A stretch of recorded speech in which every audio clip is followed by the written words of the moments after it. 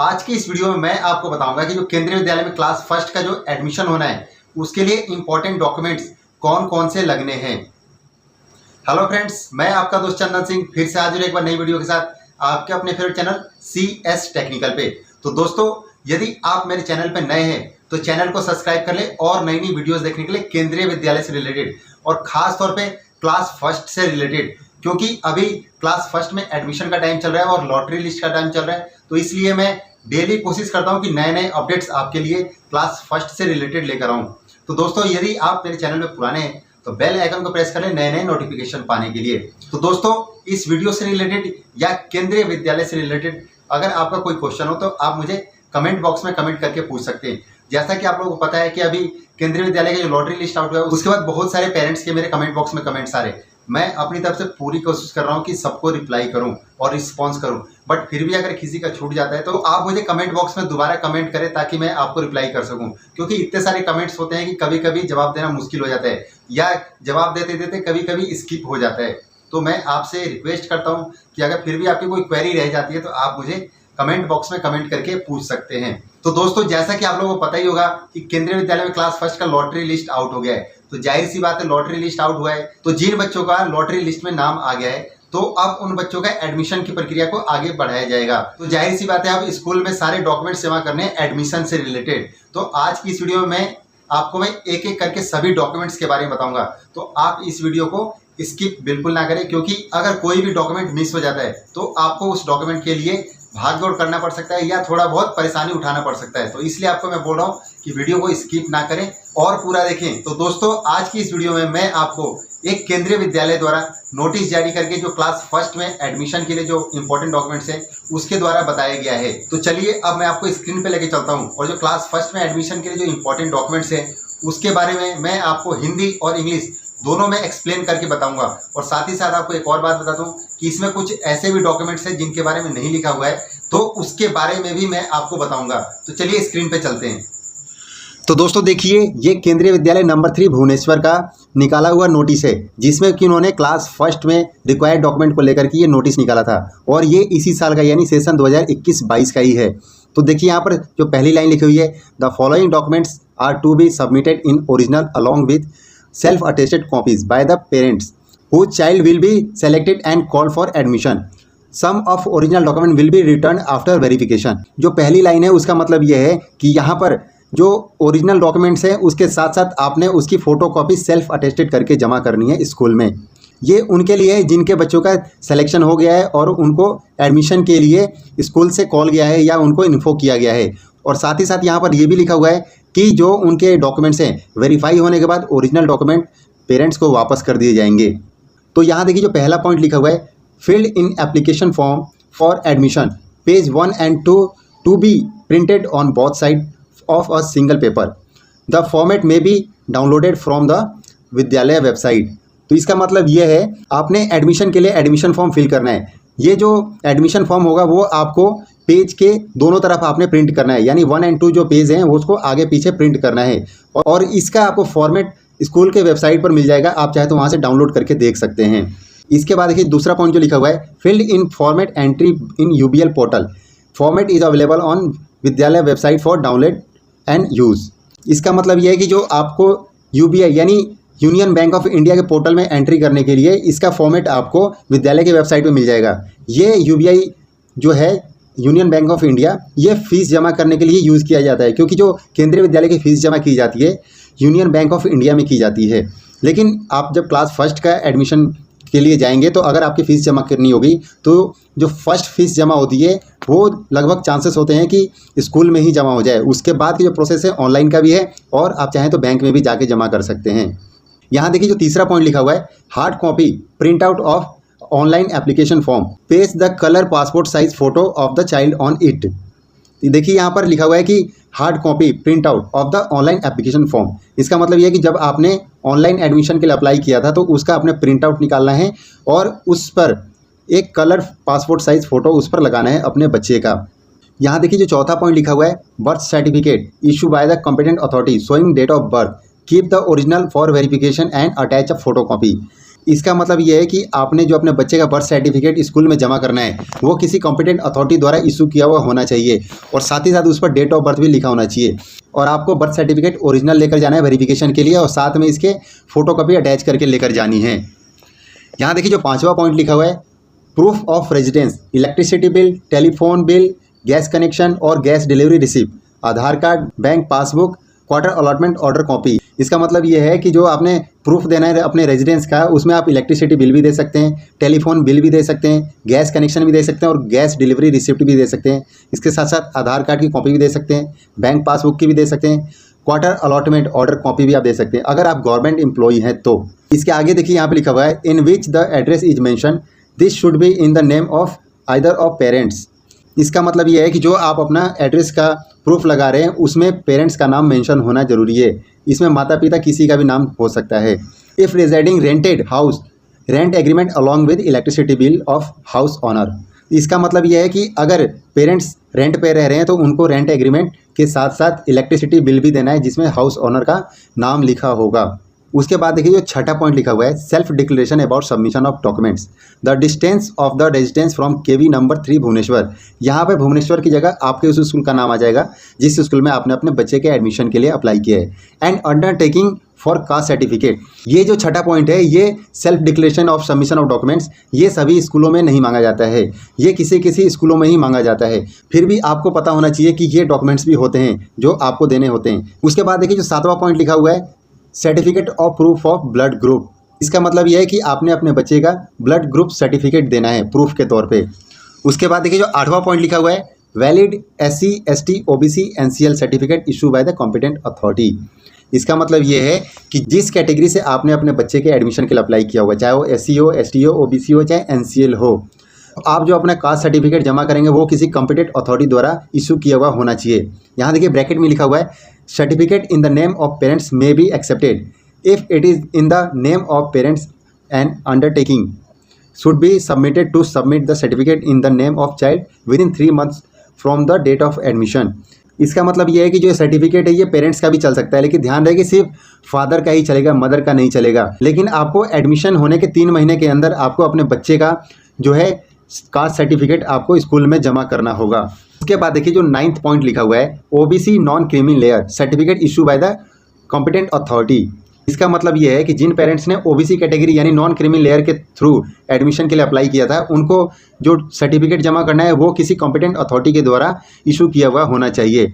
उसमें देखिए आगे लिखा हुआ है, should not be older than 3 years, it should be issue on और आफ्टर 1 अप्रैल 2018। इसका मतलब ये है कि 3 साल से पुराना ये आपका डॉक्यूमेंट नहीं होना चाहिए या 1 अप्रैल 2018 के बाद का बना हुआ होना चाहिए।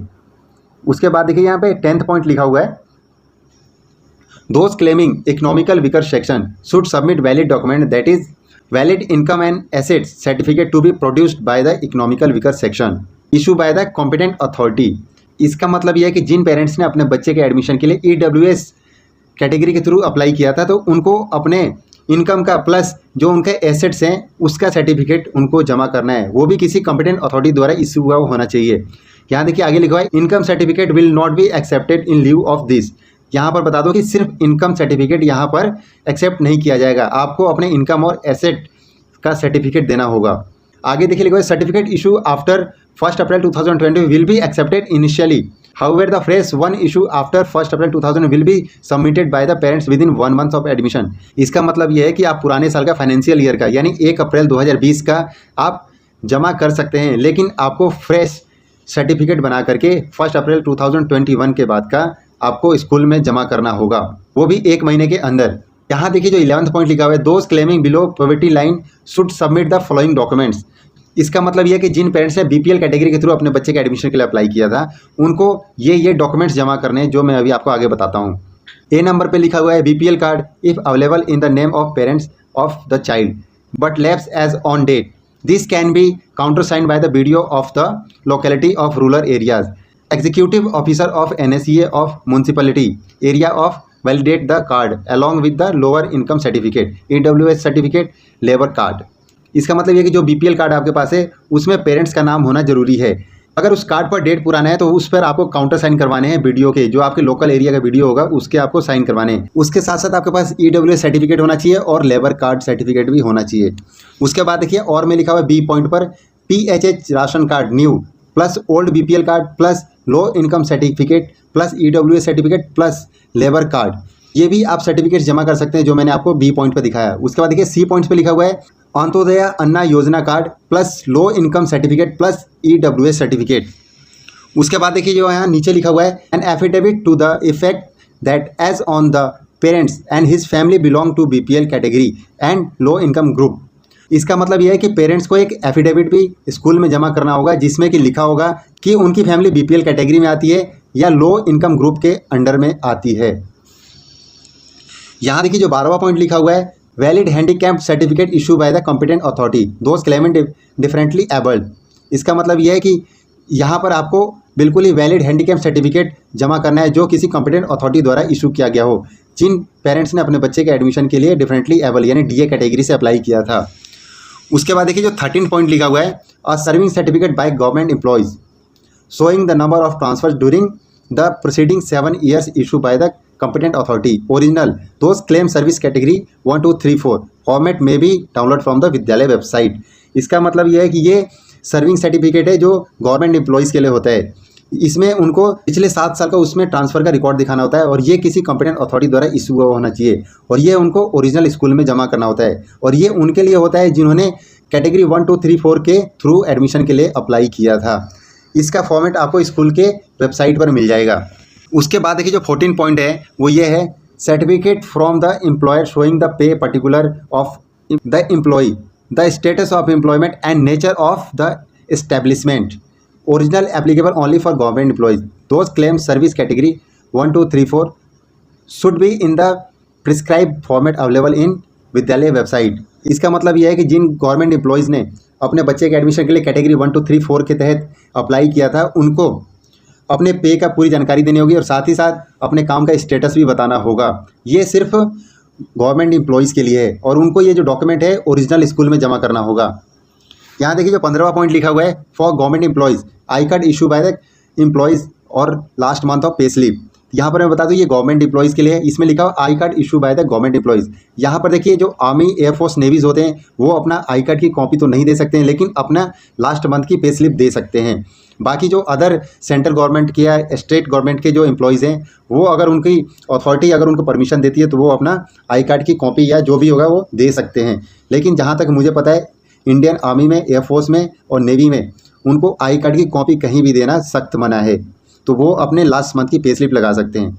यहाँ देखिए जो 16वां पॉइंट लिखा हुआ है उसमें लिखा है for ex serviceman bonafide certificate and transfer detail counter sign by the जिला एंड राज्य सभा सैनिक बोर्ड और any competent authority copy of discharge book copy of PPO। तो यहाँ पर मैं बता दूँ कि जो एक्स सर्विस मैन है जिन्होंने अपने बच्चे के एडमिशन के लिए अप्लाई किया था उनके लिए यहाँ पर सिंपल सी बात बताऊँ तो उन्होंने अपने डिस्चार्ज बुक के फर्स्ट पेज की कॉपी लगानी है और साथ ही साथ जिस पेज पर बच्चे का डिटेल लिखा होगा उस पेज की भी कॉपी लगानी है। अगर ग्रैंड चिल्ड्रन के एडमिशन के लिए आपने अप्लाई किया था तो आपको काउंटर साइन करवाना होगा जिला या राज्य सैनिक बोर्ड या किसी कॉम्पिटेंट अथॉरिटी के द्वारा। यहाँ पर देखिए जो 17वां पॉइंट है कॉपी ऑफ ट्रांसफ़र ऑर्डर्स। इसका मतलब ये है कि जो आर्मी के एयरफोर्स के नेवी के या जो सेंट्रल गवर्नमेंट के एम्प्लॉयज़ हैं जब उनका ट्रांसफ़र कहीं एक जगह से दूसरी जगह पे हो जाता है तो उनको जो ट्रांसफ़र ऑर्डर यानी जो मूवमेंट ऑर्डर मिलता है उसकी कॉपी उनको स्कूल में लगाना है। यहाँ देखिए जो 18वां पॉइंट लिखा हुआ है for single girl child and affidavit original for the notary in the prescribe format available in Vidyalaya website. इसका मतलब यह है कि जिन पेरेंट्स ने single girl child category through अपनी लड़की के एडमिशन के लिए अप्लाई किया था उनको एक एफिडेविट स्कूल में जमा करना है, वो भी ओरिजिनल जो कि एक नोटरी पे लगा होगा। इसका फॉर्मेट आपको विद्यालय की वेबसाइट पर मिल जाएगा। 19वां पॉइंट जो लिखा हुआ है वो लिखा हुआ है Aadhaar card child father and mother. इसका मतलब ये है कि आपको बच्चे का तो आधार कार्ड लगाना है, साथ साथ में पेरेंट्स यानी मदर या फादर दोनों में से एक का आपको स्कूल में आधार कार्ड की कॉपी लगानी है। उसके बाद देखिए जो यहाँ 20वां पॉइंट लिखा हुआ है any other documents are required by the admission committee as per the demand of situation. इसका मतलब यह है कि यदि किसी और डॉक्यूमेंट्स की ज़रूरत पड़ती है सिचुएशन के अकॉर्डिंग तो आपसे डिमांड करके एडमिशन कमेटी द्वारा मांग लिया जाएगा। यहाँ पर देखिए नोट्स लिखे हुए हैं, 2 लिखे हुए हैं A एंड B। यहाँ देखिए जो A पॉइंट लिखा हुआ है उसमें लिखा हुआ है the documents form serial number 1 to 6 are compulsory for all and serial number 7 to 18 are the cases where applicable. इसका मतलब है कि जो सीरियल नंबर 1 से 6 तक का है वो कंपलसरी है सभी के लिए। उसके बाद जो सीरियल नंबर 7 से 18 के बीच में है वो जिसके लिए एप्लीकेबल होगा उससे मांग लिया जाएगा या उनको देना होगा। उसके बाद देखिए जो बी पॉइंट लिखा हुआ है, different formats are available in school website under the head admission format in PDF may be downloaded for use. इसका मतलब यह है कि जो स्कूल की वेबसाइट्स हैं उस पर डिफरेंट टाइप्स के फॉर्मेट अवेलेबल हैं एडमिशन को लेकर के, तो आप उसको PDF में डाउनलोड करके आप उसको यूज़ कर सकते हैं। तो दोस्तों यहाँ पर मैं एक आप लोगों से बात पूछना चाहता हूँ कि यदि आप लोगों को डॉक्यूमेंट्स का फॉर्मेट चाहिए, अगर आप लोग चाहते हैं कि मैं उसके ऊपर वीडियो बना करके आप सभी से शेयर करूं, तो आप मुझे कमेंट बॉक्स में कमेंट करके बता दें। अगर मुझे लगेगा कि नहीं लोगों को नीड है फॉर्मेट्स के बारे में कि किस टाइप के डॉक्यूमेंट्स होते हैं, कैसे दिखते हैं, तो मैं उसके ऊपर वीडियो बना करके आप सबसे शेयर कर दूँगा। लेकिन आप लोगों के कमेंट्स आने के बाद ही, क्योंकि अगर आप लोगों की नीड ना हो और मैं डॉक्यूमेंट्स बनाऊँ तो एक तरह से यूजलेस होगा, तो मैं आप लोगों के कमेंट्स आने के बाद ही उसके ऊपर वीडियो बना करके आप सबसे शेयर करूंगा। तो मुझे आप लोगों के कमेंट्स का वेट रहेगा, हाँ या ना में आप मुझे कमेंट करके बता दें कि वीडियो बनाऊं या नहीं बनाऊं। तो दोस्तों ये वीडियो बनाने का मेरा मोटिव ये था कि बहुत सारे पेरेंट्स जो मुझे कमेंट बॉक्स में कमेंट करके डॉक्यूमेंट्स के बारे में पूछ रहे थे, तो मैंने सोचा क्यों ना इसके ऊपर एक वीडियो बना करके आप सभी से शेयर करूं ताकि सबको इन डॉक्यूमेंट्स के बारे में पता चल सके। जिन्होंने मेरे पिछले वीडियोस नहीं देखे हैं जो मैंने डॉक्यूमेंट्स से रिलेटेड बनाए थे, तो मैं उम्मीद करता हूं कि ये वीडियो आप सब तक पहुंच सकता है, क्योंकि अभी अभी बहुत से लोग मेरे चैनल के साथ जुड़े हैं जो शायद मेरे पिछले वीडियोस नहीं देख पाए होंगे, तो इसलिए मैंने ये नया वीडियो बना करके आप सभी से शेयर किया है। तो मैं उम्मीद करता हूं कि ये जो डॉक्यूमेंट्स के बारे में मैंने आपको बताया है ये आपको पता चल गया होगा। अगर फिर भी आपको कोई डाउट्स हो या कोई क्लियर ना हुआ हो तो आप मुझे कमेंट बॉक्स में कमेंट करके पूछ सकते हैं, मैं आपको वहां पर बता दूंगा। और दोस्तों यहाँ पर मैं एक और खास बात बता दूं आप सभी को, जब तक क्लास फर्स्ट के एडमिशन की प्रक्रिया पूरी नहीं हो जाती है, यानी जो 5 जुलाई 2021 को लास्ट लिस्ट निकलनी है, उसके बाद जो एडमिशन की प्रक्रिया पूरी होनी है, जब तक नहीं हो जाती है मैं डेली कोशिश करूँगा क्लास फर्स्ट से रिलेटेड कोई ना कोई वीडियो बना करके आपसे शेयर करूँ, ताकि कोई भी अगर आपकी क्वेरी हो तो वो क्लियर हो सके। और मैं पूरी कोशिश करता हूँ कि जो मेरे कमेंट बॉक्स में कमेंट आते हैं, अगर बहुत सारे कमेंट एक जैसे आते हैं तो मैं कोशिश करता हूँ कि उसके ऊपर वीडियो बना करके आप सबसे शेयर करूँ, क्योंकि अगर मेरे कमेंट बॉक्स में ही कुछ कमेंट सारे जो सिमिलर हैं तो और भी ऐसे कई लोग होंगे जिनको कि उन सब की जानकारी की ज़रूरत होगी। तो मेरी कोशिश यही रहती है कि मैं आप सबकी हेल्प कर सकूँ। तो दोस्तों यहाँ पर मैं बोलना चाहता हूँ कि अगर ये वीडियो अच्छी लगी हो तो इसको लाइक करें, शेयर करें, ज़्यादा से ज़्यादा लोगों के पास पहुँचाएं ताकि उन सबको भी इन सभी डॉक्यूमेंट्स के बारे में पता चल सके। तो यहाँ पर मैं एक बार फिर से बोलता हूँ, यदि आप मेरे चैनल पर नए हैं तो चैनल को सब्सक्राइब कर लें, बेल आइकन को प्रेस कर लें और नई नई वीडियोस को देखने के लिए। तो दोस्तों तब तक के लिए थैंक यू, बाय बाय, जय हिंद।